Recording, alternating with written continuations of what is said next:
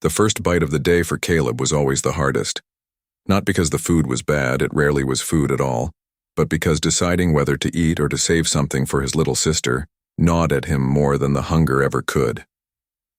On this Monday morning, the cracked kitchen clock ticked past 7. The rusty refrigerator hummed without much inside, and the smell of burnt toast from a neighbor's apartment seeped through the thin walls of their tiny Chicago unit. Caleb sat at the table staring at half of a peanut butter sandwich. Just half.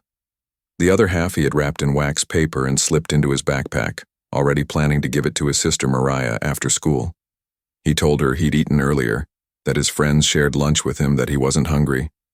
Lies children of poverty learn to tell, not to manipulate, but to protect. That sandwich was his sister's shield against the emptiness of a skipped dinner the night before. His mother, exhausted from pulling double shifts at a nursing home, rubbed her temples as she packed a small water bottle in his bag. "Eat slow," she whispered, as if eating slow could make food multiply. Caleb nodded. His silence said more than any words could. "I'll survive, Mama. I always do." This was Caleb's hunger test. Daily, silent, ungraded, yet heavier than any exam at school. Most kids studied multiplication tables. Caleb studied rationing, endurance, sacrifice, and he never once failed. By the time he reached the cracked sidewalks leading to his bus stop, his stomach already clenched in complaint, yet his face stayed calm, practiced. He wore hand-me-down sneakers and a jacket with one broken zipper tooth. He walked past graffiti-covered walls, past corner stores that charged too much for too little, past the eyes of neighbors who silently knew the same struggles. At the bus stop, kids laughed, shouted, and scrolled through their phones. Caleb kept to himself. Hunger isolates you, makes you quieter, more watchful. That's when he noticed her, standing slightly apart, her pale skin flushed from the cold, hair tangled, clothes rumpled in ways that didn't scream fashion choice but neglect. She clutched her arms around her ribs like warmth was a luxury she'd lost. Her eyes landed on the corner of wax paper poking out of his backpack. Caleb froze. It wasn't just a look of curiosity. It was desperation, the kind of hunger he recognized because he carried it daily. For a split second, he wanted to look away, to pretend he hadn't noticed. His sister's face flashed in his mind. If he gave this away, she'd have nothing tonight. But then, the girl's stomach growled loud enough for him to hear. She lowered her gaze, ashamed of the noise her body betrayed. That shame struck Caleb harder than his own hunger pains. No child should feel that way, he thought. No one. He slowly pulled the half sandwich from his bag. The chatter around the bus stop faded. All he heard was the crinkle of wax paper as he unwrapped it.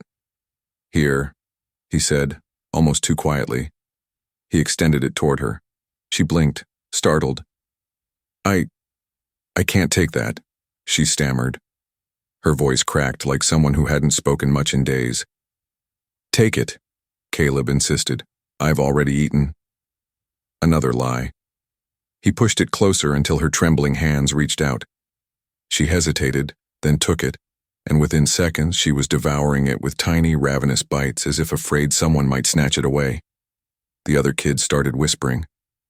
"Look at Caleb giving away food," one boy snickered. A mother waiting nearby yanked her son back. "Don't take anything from him," she muttered under her breath, eyes narrowing at Caleb. The prejudice was sharp, familiar. Caleb's kindness was turned into suspicion simply because of the skin he was born into. He clenched his fists but said nothing. He'd learned silence often protected him more than protest. The girl, oblivious to the whispers, looked at him with watery eyes after finishing the last crumb. "Thank you," she whispered.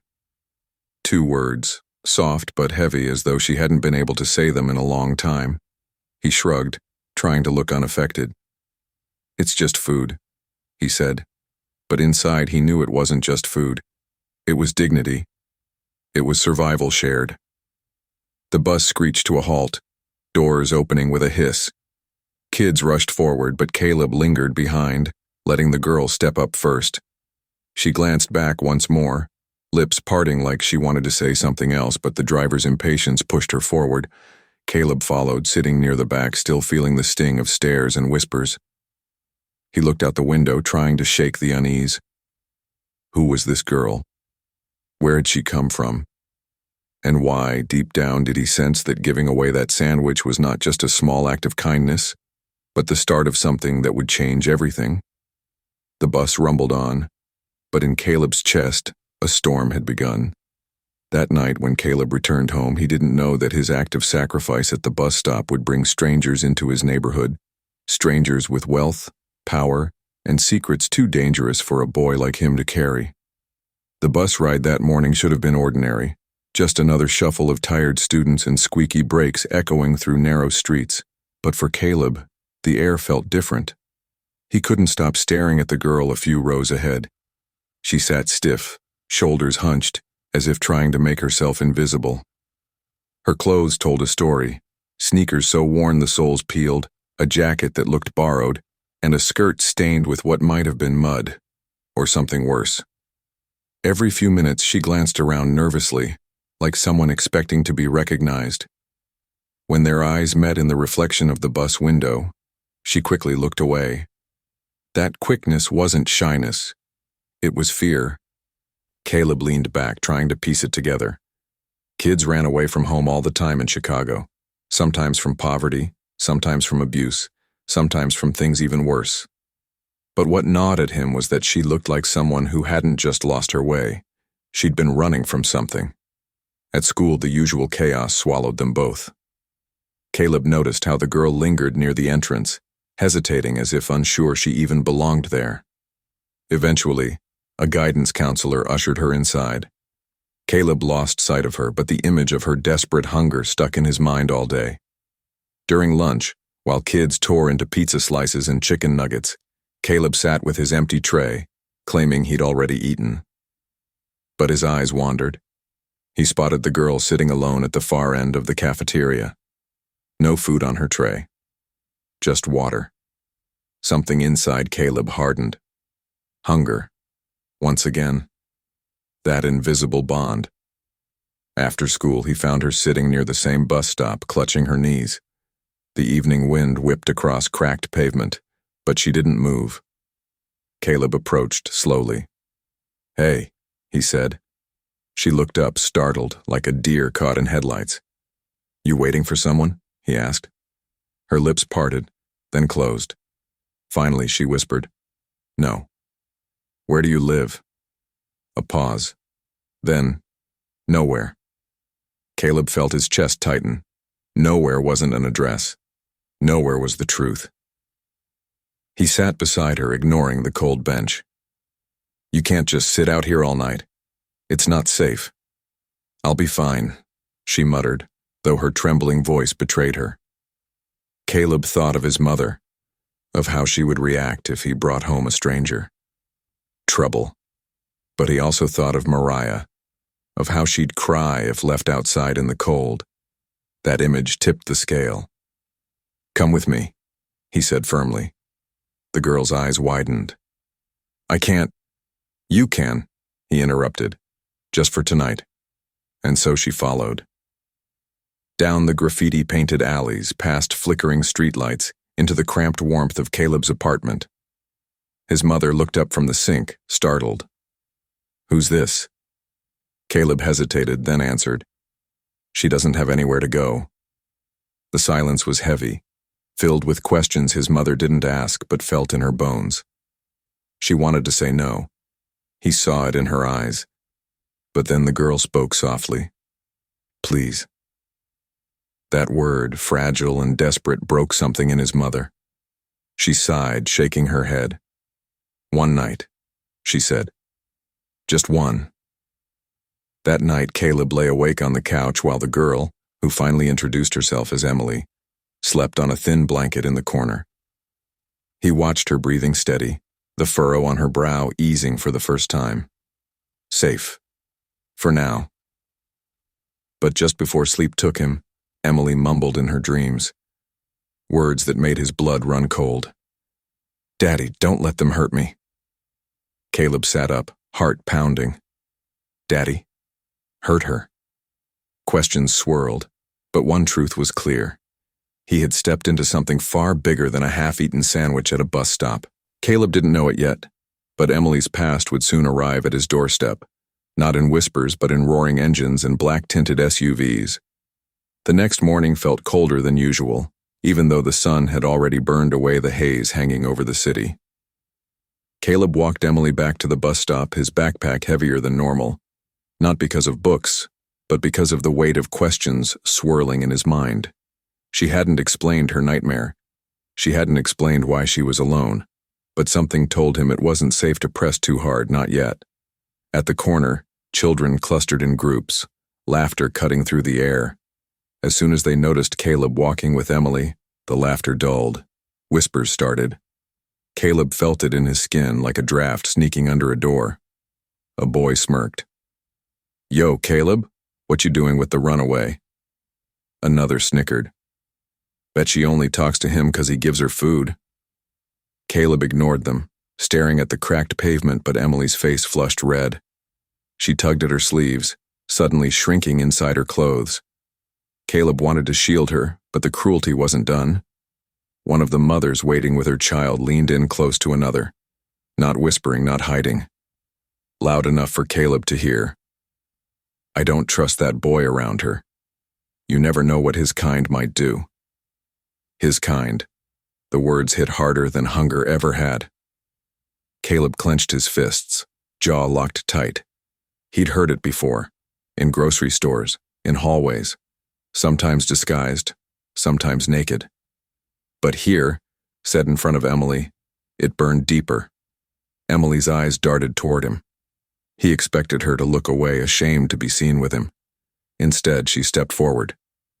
"Stop," she said, her voice trembling but steady enough to silence the whispers. "He's the only person who's been kind to me. If you can't see that, then you're blind." The silence was sharp. Children blinked. Parents shifted uncomfortably. Caleb swallowed hard, caught between pride and fear. Pride that she'd defended him. Fear that now, the spotlight would only shine brighter on them both. The bus pulled up, screeching against the curb. They climbed aboard, sitting together near the middle. Caleb could still hear the murmurs behind them, judgment sticking like gum to the bottom of his shoe. He leaned closer. "You didn't have to do that," he murmured. "Yes, I did," Emily replied. Her voice was fierce, but her hands trembled as they clutched the strap of her backpack. At school, things didn't get easier. Teachers greeted Emily with warmth, offering her help and smiles. When Caleb raised his hand in class, his questions were brushed aside, as if his words weighed less. He'd grown used to it, but Emily noticed. During lunch, a group of boys cornered him near the vending machine. "Hey, charity boy," one sneered. "How much you charge her for that sandwich?" The others laughed, shoving him lightly, testing his patience. Caleb said nothing, but Emily stormed up, eyes blazing. "Leave him alone," she shouted. The cafeteria went quiet. Even the lunch ladies paused. One of the boys muttered, "Whatever," and they scattered, but not before shooting Caleb a glare that promised this wasn't over. Emily's chest rose and fell with fury. "Why didn't you say anything back?" she demanded once they sat down. Caleb shrugged, chewing on nothing. "Because if I fight every time, they win. People already expect me to lose my temper." Her anger melted into sadness. She lowered her voice. "That's not fair." "No," Caleb said simply, "but it's real." That night, when they returned home, Caleb's mother sat them both down. "Emily," she began gently, "you can't stay here forever. People are starting to talk. This neighborhood doesn't like attention." Emily's face went pale. "I don't have anywhere else." Mariah, listening from the corner, piped up innocently. "She can stay. She makes Caleb smile." The room fell into silence. Caleb's mother sighed, rubbing her temples. "One more night," she whispered. "Just one more." As Caleb lay awake again on the couch, he couldn't shake the tension of the day, the cruelty of whispers, the heat of Emily's defense, and the dread in his mother's eyes. Because deep down, he knew she was right. Emily's presence wasn't safe, not for her, not for them. And soon, someone would come looking. That someone would arrive sooner than anyone expected. And when they did, they wouldn't knock. They'd come roaring down the block in engines louder than thunder. The next evening, rain streaked the windows, tapping like impatient fingers. Emily sat at the kitchen table, a chipped mug of hot tea steaming in front of her. Caleb's mother had prepared it, though her expression remained cautious, as if kindness was risky business. "Tell me the truth," his mother said, folding her arms. "Where's your family?" Emily's fingers tightened around the mug. She looked down. "I don't have one." It wasn't the full truth. Caleb felt it. The way her voice cracked betrayed something deeper, but his mother's eyes softened. She saw a child sitting where an adult's lies should have been. "Fine," she said finally. "But listen, girl, if someone comes knocking, police, social workers, anyone, you tell them the truth. You hear me?" Emily nodded quickly, though her hands trembled. That night, Caleb helped Mariah with homework while Emily sat quietly in the corner. Every once in a while, Caleb caught her staring, not at him, but at the little family in front of her.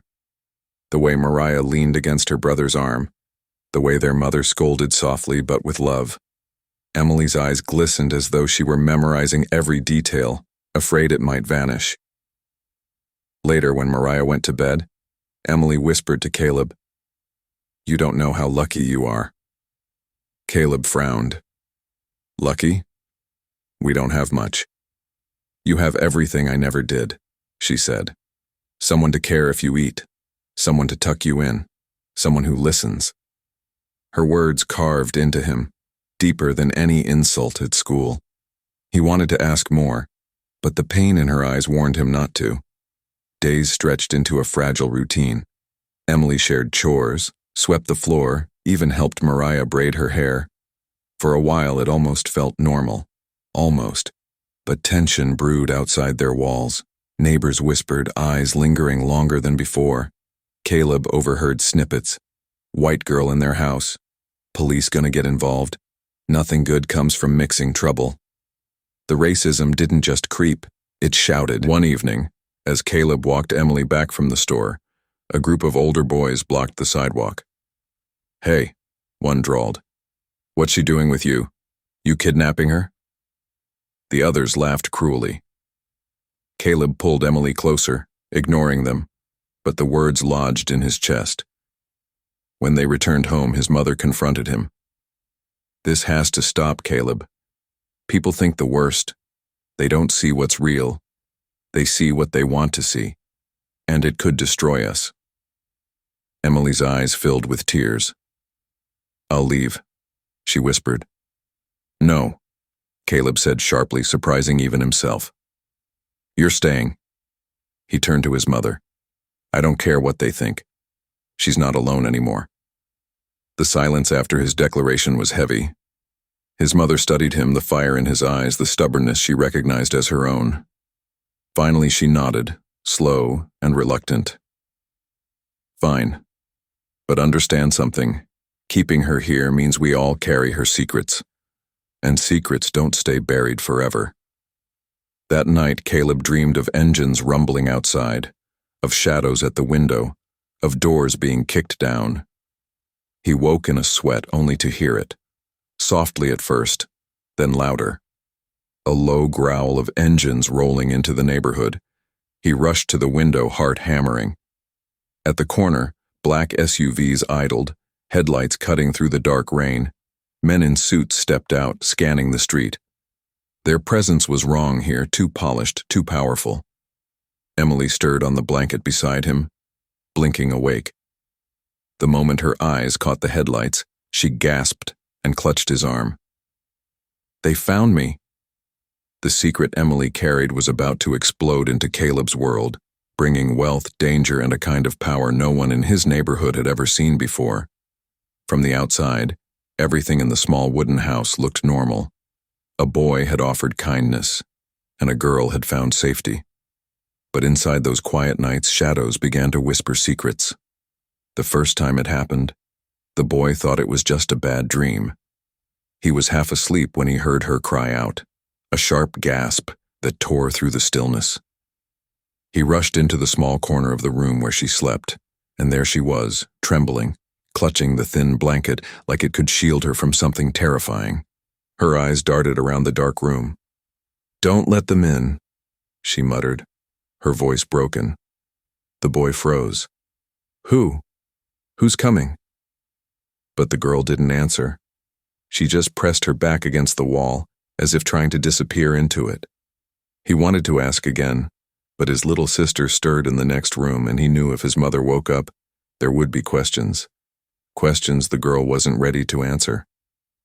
The next morning, the girl acted as though nothing had happened. She smiled shyly at breakfast, helped wash the chipped plates, and even offered to braid the younger sister's hair. But behind her smile, the boy could see her eyes flicking nervously toward the door, as if expecting someone to burst through it at any moment. It kept happening. Some nights she whispered names in her sleep, names the boy didn't recognize. Other nights she jolted awake, refusing to explain why. And then there were the things she avoided. The boy noticed she never liked walking near the gas station at the edge of the neighborhood, even though it was the quickest way home. She flinched at the sight of police cars, pulling her hood low. When the sound of an engine roared too close, her whole body stiffened. One afternoon, while they were walking back from the park, the boy decided to ask, "You ever gonna tell me who you're running from?" His voice was gentle but steady. The girl's lips pressed into a thin line. "I can't," she whispered. "Why not?" "Because if I do, they'll find me." He frowned. "They? Who's they?" Her eyes filled with tears, but she refused to say more. Instead, she turned and walked faster, leaving him standing in the middle of the cracked sidewalk. That night, as he lay awake, the boy couldn't shake the feeling that he was protecting someone carrying a dangerous secret. It wasn't just about hunger anymore. It wasn't just about kindness. This was something bigger, something darker. And yet, despite the unease gnawing at his chest, he felt himself drawn closer to her. He couldn't explain it. Maybe it was the way her laughter softened the heaviness in his home. Maybe it was the way she trusted him enough to stay, even while keeping her silence. Whatever it was, he knew he couldn't push her away. Not now. But fate has a cruel way of tightening its grip when you least expect it. Late one evening, while the boy's mother was out working an extra shift, there came a knock at the door.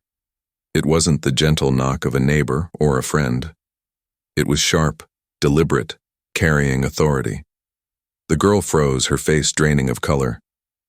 "Don't open it," she hissed. The boy's chest tightened. The knock came again, louder this time. Whoever was out there wasn't going away. He tiptoed toward the door, pressing his ear against it. On the other side, he heard muffled voices, men speaking in low tones. He couldn't make out the words, but the tone was chilling. The girl grabbed his arm, her nails digging into his skin. "Please," she whispered. "If you open that door, everything changes." And in that tense silence, the boy realized something. Whatever story she was running from wasn't just tragic. It was dangerous. The knock came a third time, rattling the thin frame of the door. And that's when the boy made his choice. He reached for the lock. The knock at the door faded into memory by the next morning, but the tension never left. The girl said nothing about it, and the boy didn't push. Still, the question haunted him. Who was chasing her, and why did the sound of strange voices shake her so badly? But life didn't pause for answers. The next day, the boy walked her to school, determined to protect her in a world that didn't even pretend to be fair. It didn't take long for trouble to find them. From the moment they stepped into the schoolyard, whispers followed. Some kids stared openly, others giggled behind hands. The boy tried to ignore it, but the girl's shoulders tensed. She wasn't used to being on display like this, and in a community already divided by color and class, her presence sparked questions and cruelty. At lunch, It exploded. The boy offered her a spot at his table. She hesitated but sat down, folding her hands neatly in her lap. A few minutes later, a group of boys swaggered over, their voices dripping with mockery. "Look at that," one sneered. "Our little hero finally brought home a prize." The boy's jaw tightened. "Leave her alone." "Or what?" The boy's voice rose loud enough for the cafeteria to hear. "You think you're some saint 'cause you shared your lunch? Guess what? Nobody here cares. She doesn't belong." The words sliced through the girl, but she stayed quiet. The boy, however, couldn't hold back. He stood up, fists clenched, ready to defend her. But before it turned into a fight, a teacher stepped in, and instead of scolding the bullies, she glared at the boy. "Sit down," she barked. "You're causing a scene." The boy's mouth fell open. "They started it. Enough." Her voice cracked like a whip. "One more outburst and you'll be suspended." The cafeteria fell silent. The bullies smirked, victorious, while the boy sat back down, fury boiling in his chest. The girl whispered, "Don't fight for me. Please. It'll only make things worse." But inside, he knew she was wrong. Because staying quiet only gave them more power. Days passed, and the cruelty continued. The bullies found new ways to corner them, tripping the boy in the hallway, scribbling insults in his notebook, whispering ugly rumors. The teachers did nothing. If anything, their silence felt like agreement. And yet, through it all, the bond between the boy and the girl grew. She began to open up in small ways, not with answers but with trust. She shared stories of the books she used to read, the places she longed to see. She even admitted she'd never celebrated her own birthday. The boy promised her she would. But promises can't shield against cruelty.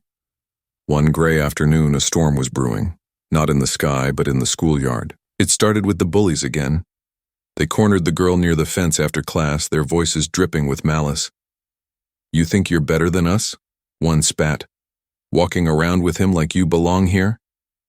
She tried to step back, but they blocked her path. The boy arrived just in time, his heart hammering. He shoved one of them aside, his voice low but deadly serious. "Touch her again, and you'll regret it." A circle of students formed instantly, hungry for drama.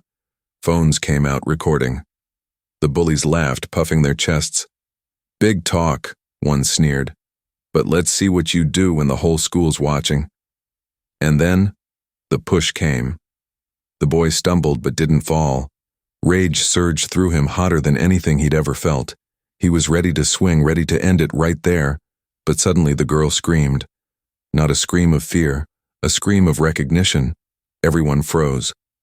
Her eyes widened, staring past the bullies, past the crowd, toward the street. A black SUV had pulled up beside the schoolyard. Its tinted windows gleamed under the fading light. The girl's face went pale as snow. Her lips trembled. "No," she whispered. "Not here." The crowd murmured, confused. But the boy understood immediately. Whoever she was running from had just found them. The days that followed were far from normal. What had once been quiet corners of Caleb's block began to feel strange, as if unseen eyes were always watching. The kids who played basketball in the cracked courtyard no longer stayed out late, and neighbors whispered about dark-tinted cars that had been spotted circling the neighborhood. At first, Caleb thought he was imagining things. But the unease grew too real when he noticed a black SUV parked at the far end of their street one evening. The windows were rolled up tight, and though he couldn't see inside, he knew someone was in there. Whoever it was didn't move for hours. Emily noticed too. Her usual brave smile started to fade. She no longer laughed when playing cards with Maya, and her hands shook whenever footsteps echoed outside. One night, while sitting at the kitchen table with Caleb, she whispered, "They're close. I know it. I can feel it." Caleb's mother overheard and snapped, "What are you talking about, Emily? Who's close?" Emily froze, the spoon of noodles in her hand trembling. She avoided eye contact, muttered, "No one," and quickly excused herself to the small bedroom she shared with Maya. Denise gave Caleb a long look. "Baby, you're keeping something from me, and secrets bring danger. I can't afford danger in this house. Not with you and your sister here." Caleb wanted to explain, but how could he? He barely understood himself. All he knew was that Emily carried a secret bigger than anything he had ever faced, and it was bringing trouble to their doorstep. The tension finally broke one chilly Friday evening. Caleb and Emily were walking back from the corner store, arms full of groceries, when the distant growl of engines made them freeze. Turning their heads, they saw it. 3 sleek black SUVs rolling slowly down the street, their headlights glowing like watchful eyes. The vehicles crept closer, stopping in perfect synchronization at the curb.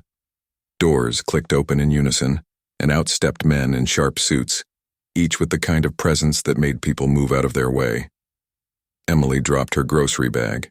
Apples rolled onto the cracked pavement. Her face turned pale. "It's them," she whispered, clutching Caleb's sleeve so tightly it hurt. One of the men stepped forward. He was tall, with a jaw so sharp it looked carved from stone. His voice carried authority, calm, yet heavy enough to make Caleb's stomach twist. "Emily Carter," he said, loud enough for the whole block to hear.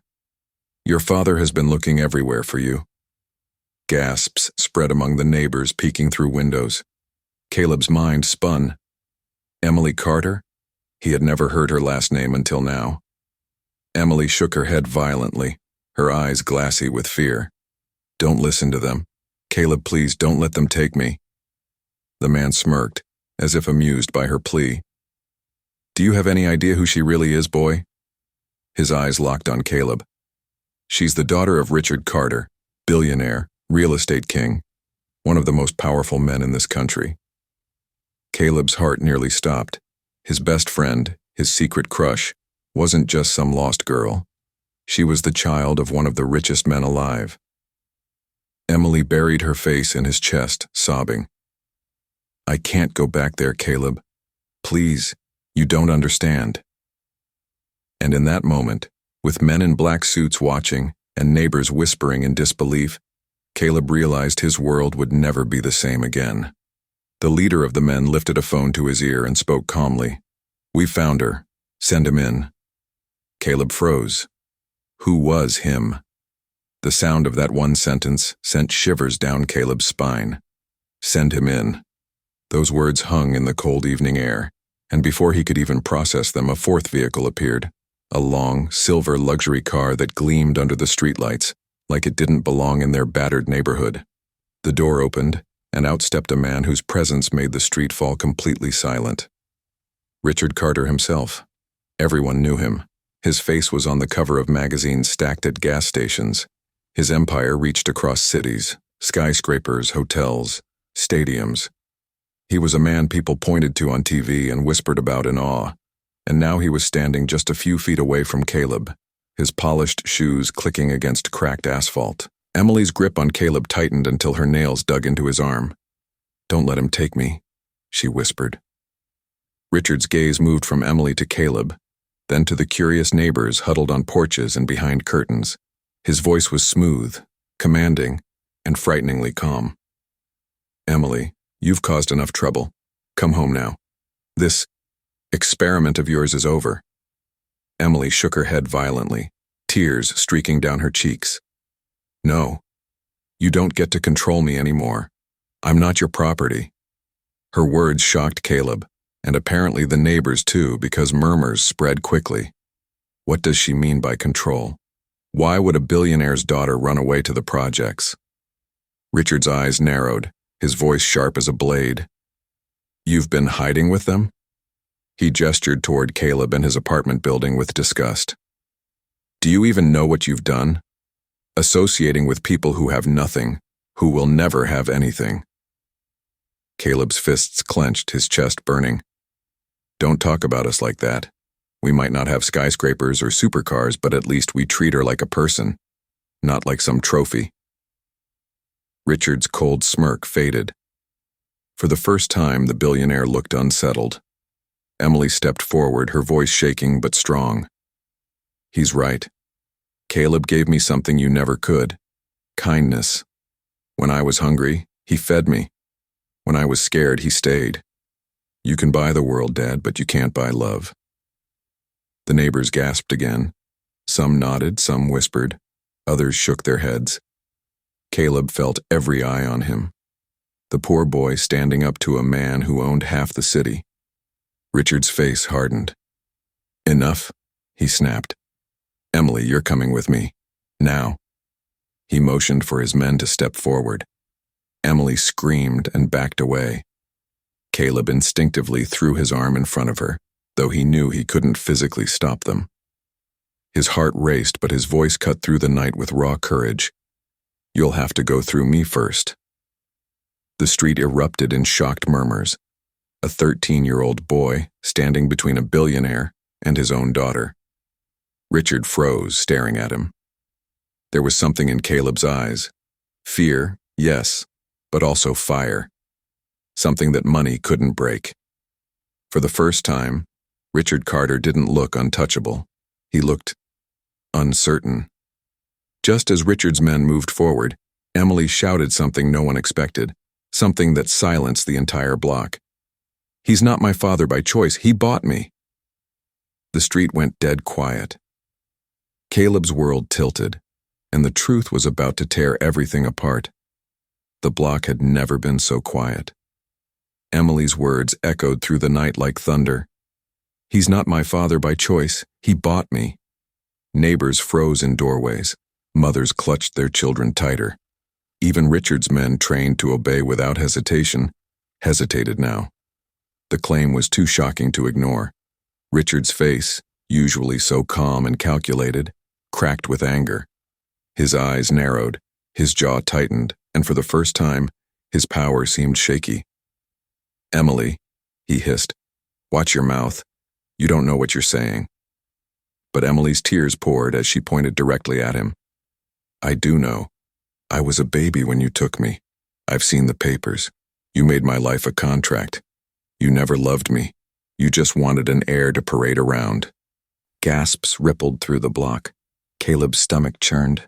Bought? Papers? Could she really be telling the truth?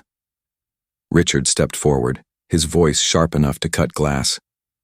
Enough lies. She's confused. Traumatized. You're all fools if you believe the ranting of a runaway child. Caleb's mom, Denise, came down the apartment steps, her face pale but her voice steady. Mr. Carter, whether it's lies or not, you have no right storming into this neighborhood, threatening my family. She grabbed Caleb's shoulder, pulling him close. And you sure as hell have no right to drag children around like property. The neighbors nodded, emboldened. Some even muttered words of support. The billionaire's men shifted uncomfortably, caught between their loyalty and the growing hostility of the crowd. Richard raised his hand, and the murmurs died instantly. His voice was low but carried like a storm warning. This isn't your business. My daughter comes home with me. Tonight. Emily clutched Caleb's arm, trembling. I'm not going with you. Richard's eyes darkened. He snapped his fingers, and two men stepped forward, reaching for her. Caleb reacted without thinking, shoving Emily behind him. You're not taking her, he shouted. The men froze, uncertain. Something about Caleb's defiance, about the eyes of the entire neighborhood watching, made them hesitate. And then, out of nowhere, Emily shouted again, her voice cracking but unyielding. Tell them the truth, Richard. Tell them I'm not even blood. A hush fell so heavy, it felt like the air itself held its breath. Caleb's heart pounded. Is it true? He asked, his voice barely a whisper but loud enough in the silence. Richard's lips pressed into a thin line. His silence was louder than denial. Denise gasped, covering her mouth. The neighbors erupted in whispers. Emily sobbed harder, burying her face into Caleb's shoulder. The mighty Richard Carter had no words, and in that silence, the truth became undeniable. Just as the crowd began to turn against Richard, the distant wail of police sirens grew louder. But when the cruisers arrived, they didn't surround Richard's men.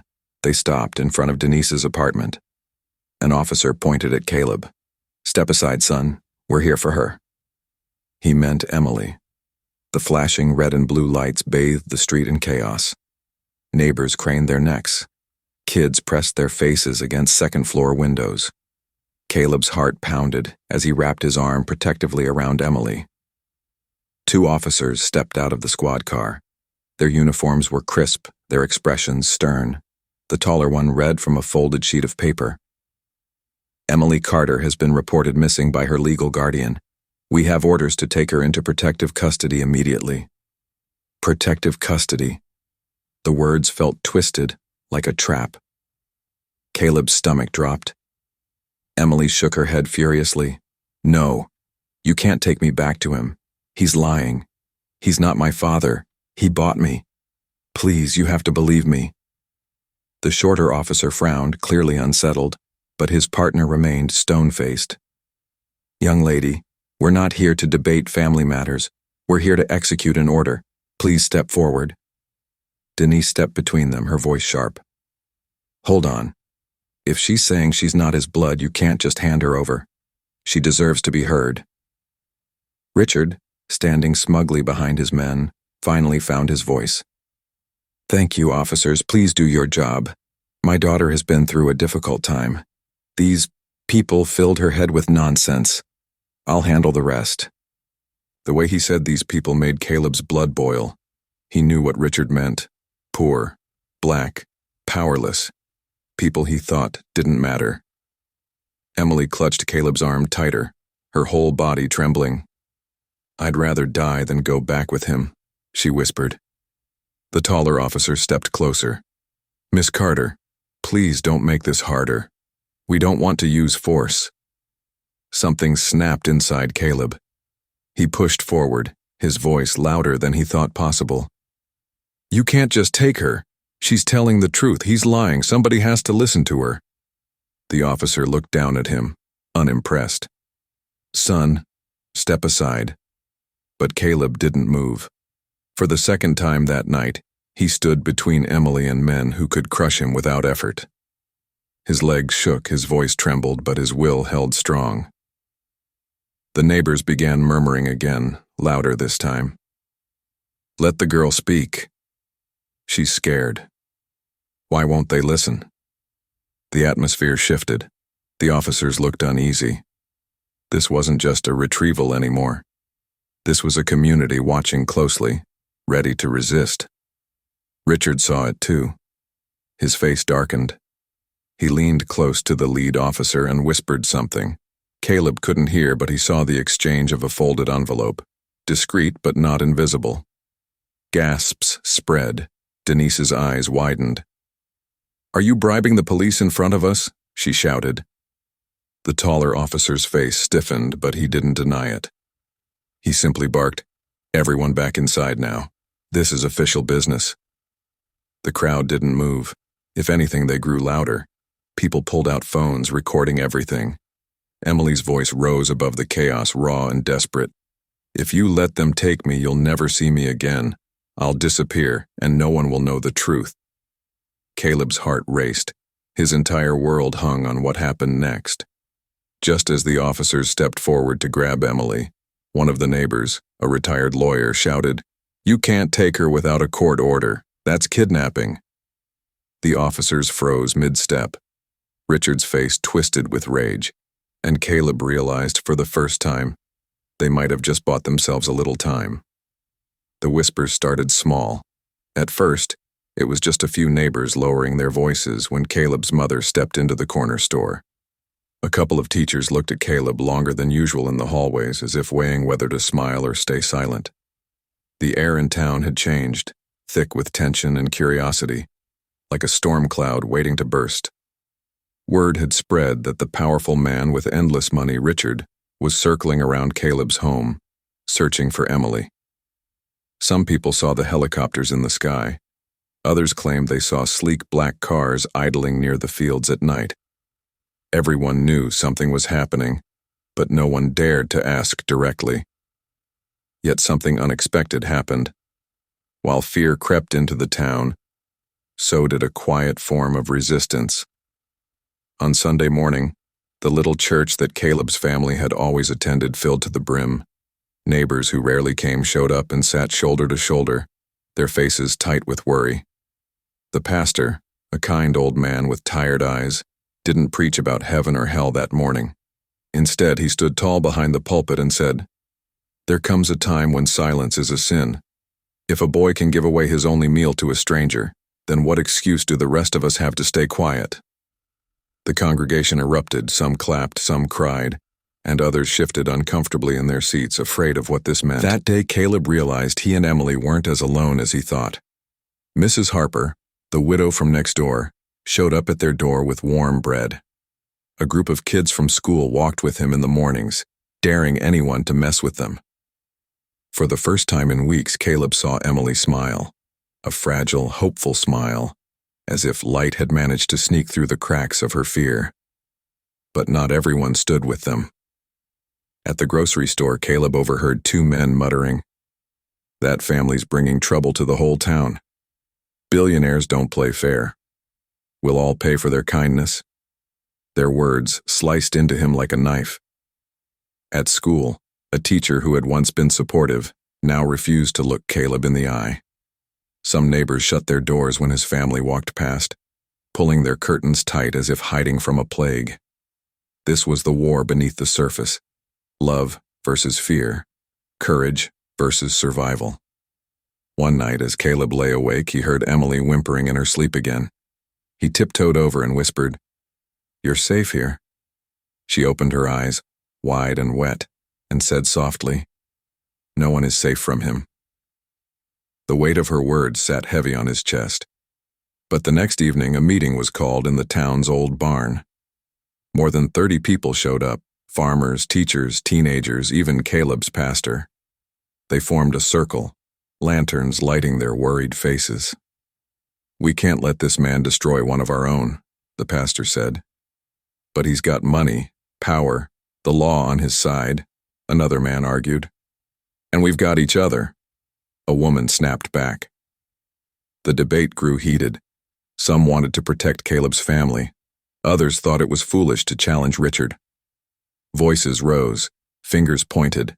The barn shook with tension, and Caleb could feel Emily trembling beside him. Finally, Caleb's mother stood and spoke, her voice shaking but firm. "We didn't ask for this. We just opened our home to a child who had nowhere else to go. If that's a crime, then I'll wear the handcuffs myself, but I won't turn my back on her." The barn went silent. One by one, heads nodded.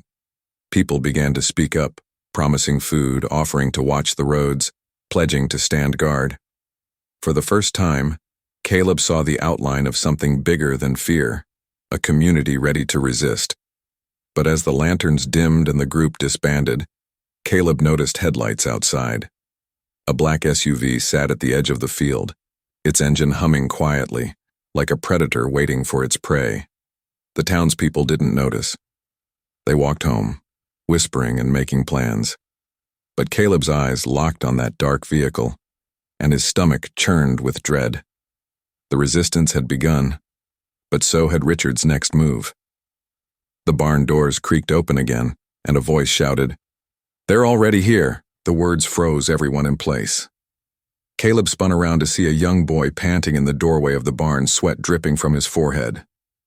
"I saw them," he gasped. "2 more SUVs. They're blocking the road." Panic erupted. Mothers clutched their children. Men cursed under their breath. Some rushed toward the exits while others huddled together, unsure of what to do. The pastor tried to calm the room, but fear spread like fire. Caleb's heart pounded as he looked at Emily. She stood stiff, her face pale, her lips trembling. "He's tightening the circle," she whispered. "He won't stop until I'm back in his cage." The community tried to keep brave faces in the days that followed, but Richard escalated his tactics ruthlessly. Groceries stopped arriving at the local store. Farmers suddenly found their suppliers cutting them off. A few men who worked in construction were told their jobs were gone, without warning. Everywhere, people began to whisper the same thing. Richard's money was strangling the town, and then came the lies. Anonymous letters showed up on doorsteps, claiming Caleb's family was harboring a criminal. Flyers were nailed to telephone poles accusing Emily of theft, fraud, even worse. At school, kids who once walked with Caleb now avoided him. Teachers treated Emily like a ghost, as if she were a stain they couldn't scrub out. One afternoon, Caleb found his locker pried open, his books torn to shreds. On the wall, scrawled in black marker, were the words, "Go back to where you belong." Emily cried that night, curled up in a ball. Caleb wrapped his arms around her, whispering, "You do belong. You belong here, with us, with me." For a moment, their eyes met, and the fear melted into something softer, something tender. Their bond, tested by fire, was becoming something stronger than either of them had expected. But Richard wasn't done. Police cars started patrolling near Caleb's house more often. Officers knocked on their door late at night, pretending to ask questions, but really searching for a way in. Caleb's father argued with them, his voice shaking with rage. Caleb's mother prayed out loud at the dinner table, asking God for protection. The entire family was under siege.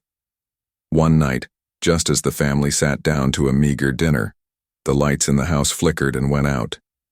The power was gone. Outside, engines rumbled. When Caleb peeked through the curtain, he saw them. Several men standing near the SUVs, their faces hidden in the shadows. Emily gripped his hand so tightly it hurt. "He's not going to stop," she said. "He'll crush everyone until there's nothing left." The family huddled in the dark, candles burning low, fear pressing in from all sides. Caleb's mother whispered, "We can't let him win. We have to stand our ground." But Caleb could see the terror in her eyes, could feel the uncertainty in his father's trembling hands. That night, as Caleb lay awake, Emily slid closer and whispered, "Do you ever regret it? Giving me your meal that day?"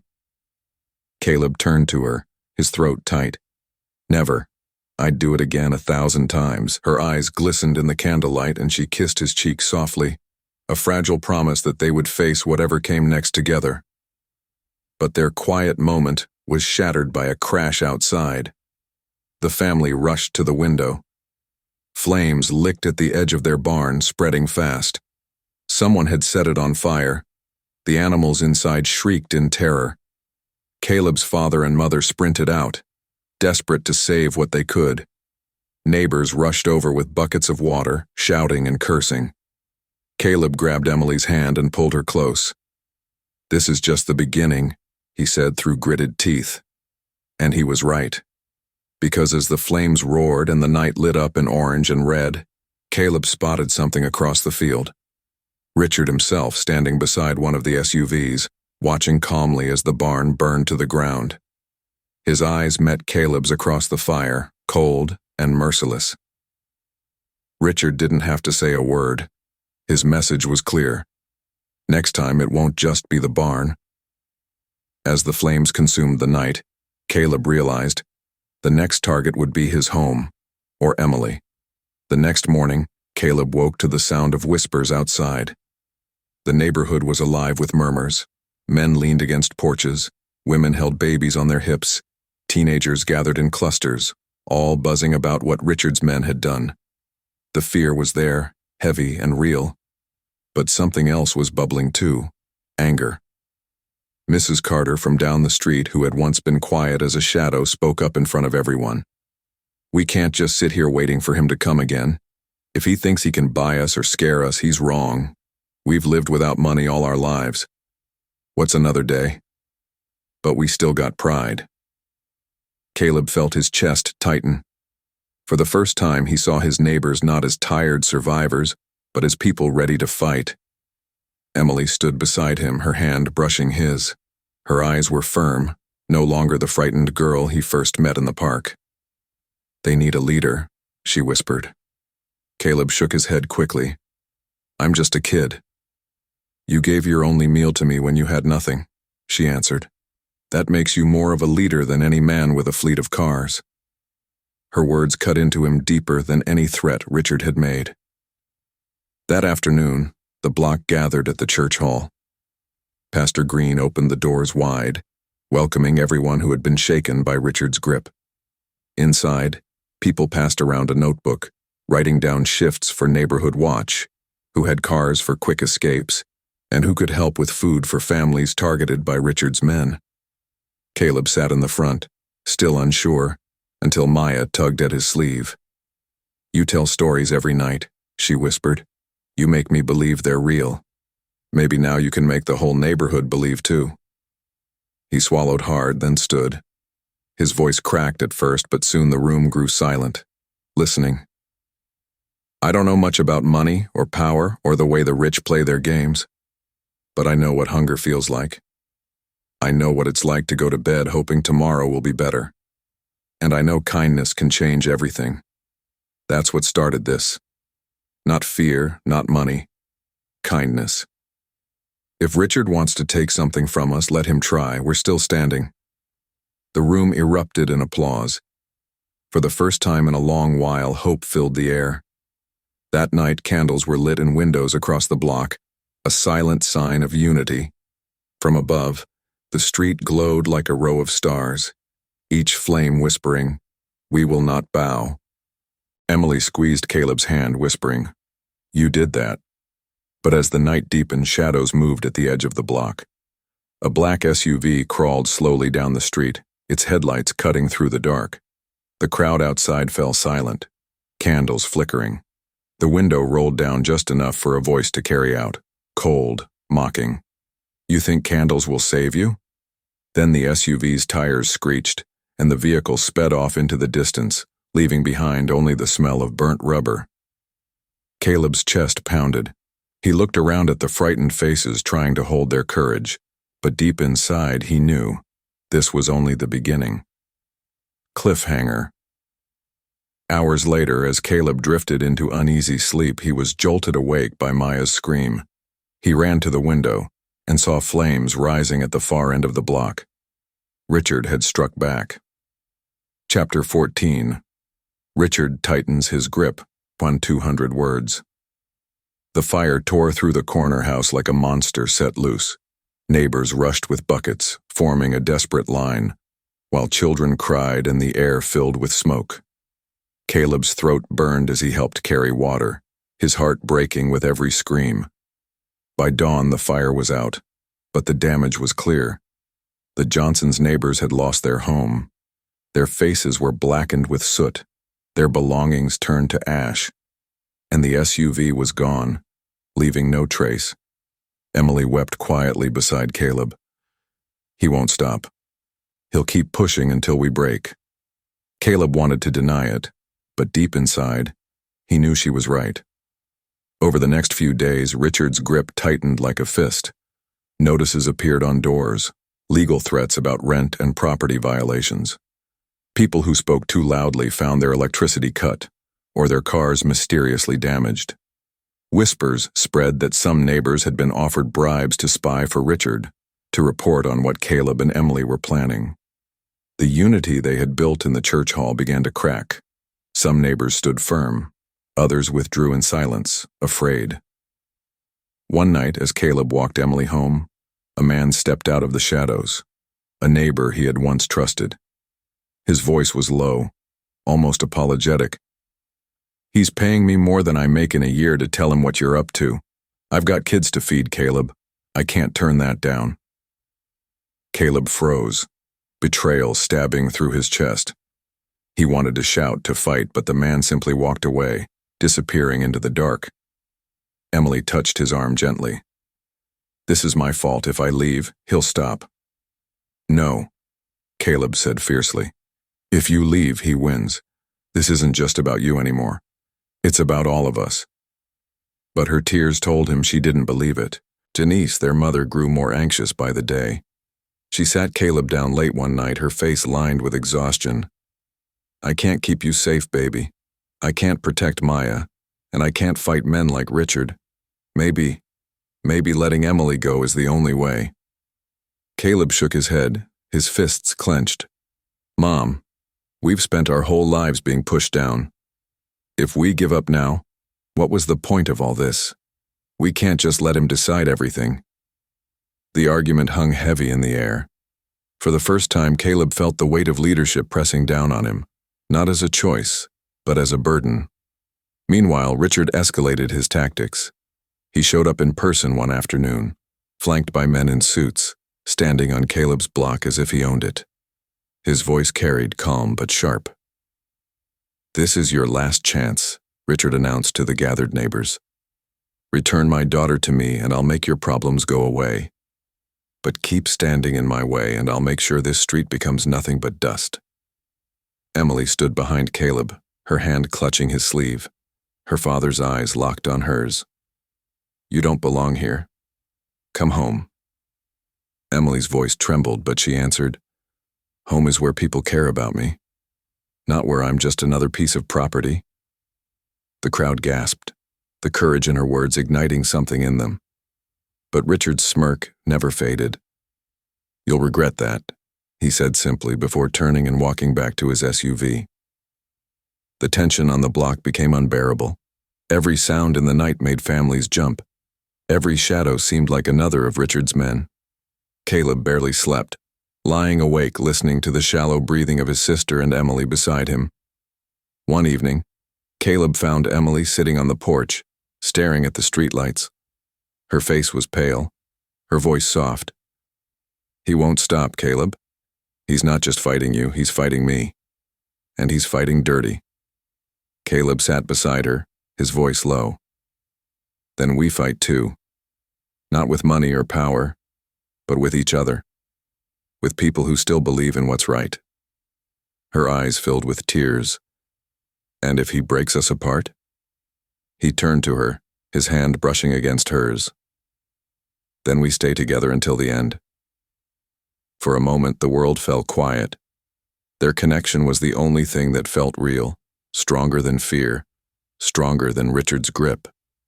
But that fragile piece shattered later that night. As Caleb returned from the corner store, he found their front door wide open. Inside, the living room was wrecked.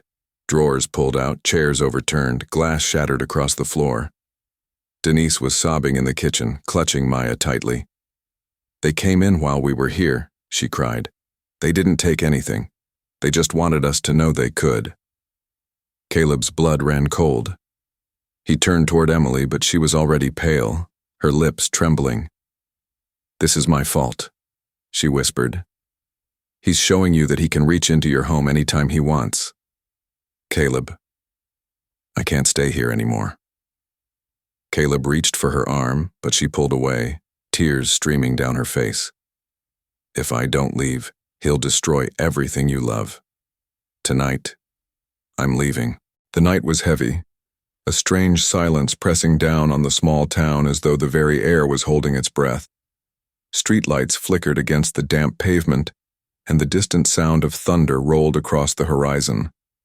Caleb sat on the porch of his family's home, his chest tight with dread. He knew what was coming. Richard's men had been spotted on the outskirts of town, their black vehicles creeping closer like shadows stretching toward the heart of everything Caleb loved. Emily sat beside him, her hand resting on his. Her eyes, wide and restless, searched his face for reassurance. "Do you think we're ready?" she whispered, her voice trembling. Caleb squeezed her fingers, forcing a calm smile even as fear gnawed at him. "We don't have a choice. Ready or not, we make our stand tonight." Behind them, inside the house, Caleb's mother was busy packing supplies. His father, once too broken by Richard's oppression to fight, now sharpened tools, turning farm equipment into makeshift weapons. The community had answered the call. Neighbors who had once been too afraid now stood shoulder to shoulder. For the first time, Richard would face not just one boy but an entire town that had found its courage. But courage alone wouldn't stop the billionaire's empire. Richard had money, power, and a ruthless army of men who would burn everything in their path to protect his pride. The storm outside was a fitting omen. The first strike. Just after midnight, headlights appeared in the distance.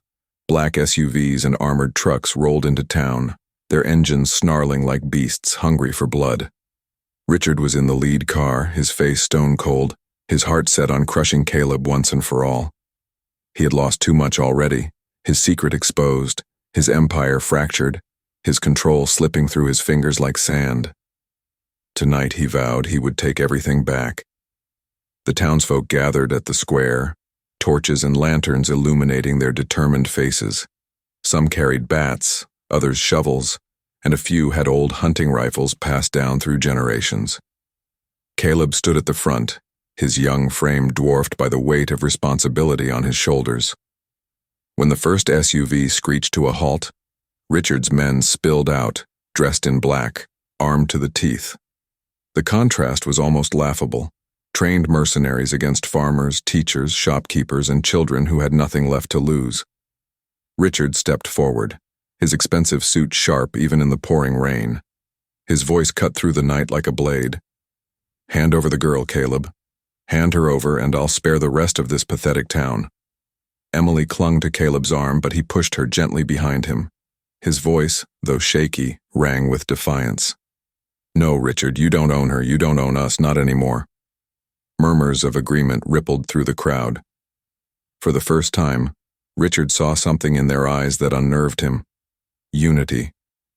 His lips curled into a sneer. "Then you've chosen destruction." He raised his hand, and the first wave of mercenaries advanced. Chaos in the rain. The square erupted into chaos. Fists, batons, and gunshots collided with cries of defiance. Caleb ducked under a swinging baton, using nothing but a wooden plank to defend himself. Beside him, his father swung a hammer with surprising strength, while his mother shielded Emily, refusing to let her fall into Richard's grip. The storm raged overhead, thunder cracking as though the heavens themselves were angry witnesses. The townsfolk fought desperately, their fear fueling their resolve. For every man Richard sent forward, 2 more neighbors rose from the shadows, refusing to yield. Caleb's heart pounded as he searched the battlefield. He saw Richard standing calmly at the edge, untouched, a puppet master watching his chaos unfold. Caleb knew this wasn't just a fight for survival. It was a fight for the soul of his community. And Richard wasn't going to leave until he destroyed everything. Richard's last move. Just when it seemed the townsfolk might gain the upper hand, Richard gave a chilling order. "Burn it." Within seconds, his men hurled Molotov cocktails toward the homes. Flames roared to life, devouring wood and memories in an instant. Families screamed as fire spread across the town, orange light painting the storm clouds above. Caleb's chest clenched. They couldn't win if their homes were reduced to ash. He sprinted toward Richard, rage burning hotter than the flames themselves. "Stop this!" Caleb shouted, his voice hoarse. Richard turned, his eyes cold, his voice low and venomous. This is what happens when a boy forgets his place. He pulled a gun from his coat, aiming directly at Caleb. Time seemed to slow. Emily screamed. Caleb froze. The world balanced on a knife's edge. The sacrifice. Just as the trigger was about to be pulled, Caleb's father lunged forward. The gunshot echoed like thunder, and for a moment, silence swallowed the chaos. Caleb turned in horror to see his father crumple to the ground, blood staining his shirt. The man who had spent years living in fear had given his life in one final act of courage. "No!" Caleb's cry tore through the night, raw and broken. Emily rushed to his side, tears streaming down her face. The townsfolk, seeing the sacrifice, erupted with a fury that shook even Richard. They charged with renewed strength, forcing his men back step by step. But Caleb didn't see any of it. All he saw was his father's lifeless body, and Richard standing with the smoking gun. The turning point, something inside Caleb snapped. He grabbed the fallen gun, his hands trembling. For the first time, he felt the weight of true power in his grasp. The crowd hushed, watching as the boy who had once given up his meal now stood face to face with the billionaire who had taken everything from him. Richard smirked, unfazed. "Go on, boy. Pull the trigger. Become just like me."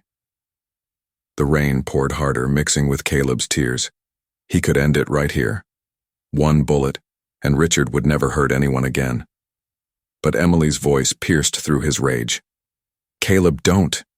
If you do this, he wins. You'll carry his darkness forever. Caleb's chest heaved. His finger hovered on the trigger.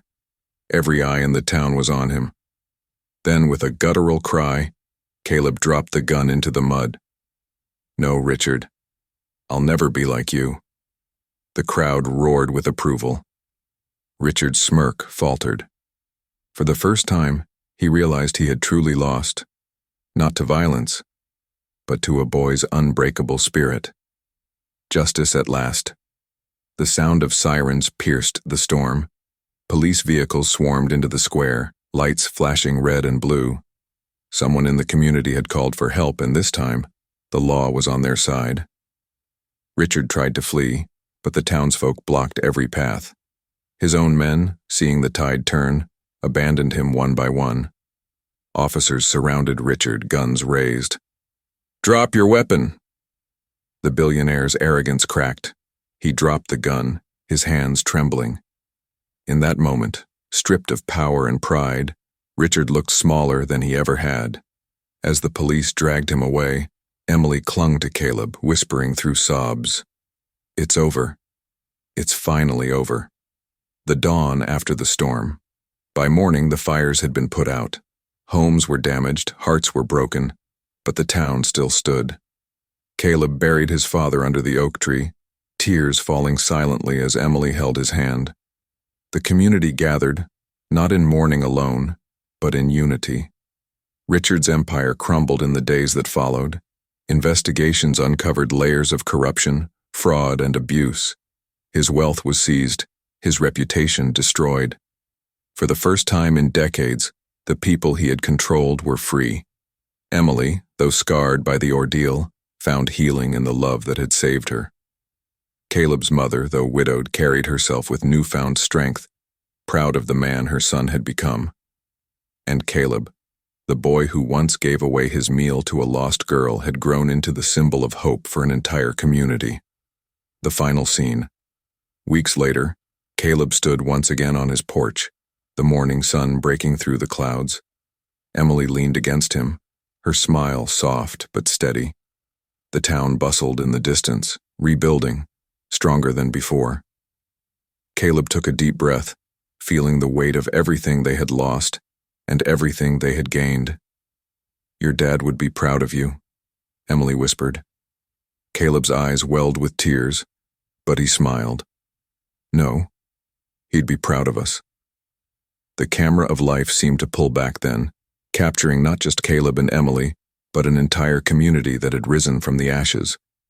The storm had passed, the battle was won, and though scars would remain, so would the memory of the boy who chose kindness over hate, love over fear, and hope over despair. If this story moved you, don't just click away. Take a moment to support this channel. Hit that like button, subscribe, and turn on the notification bell so you never miss the next emotional American story. And hey, drop your thoughts in the comments below. What part of Caleb and Emily's journey touched you the most? Let's talk.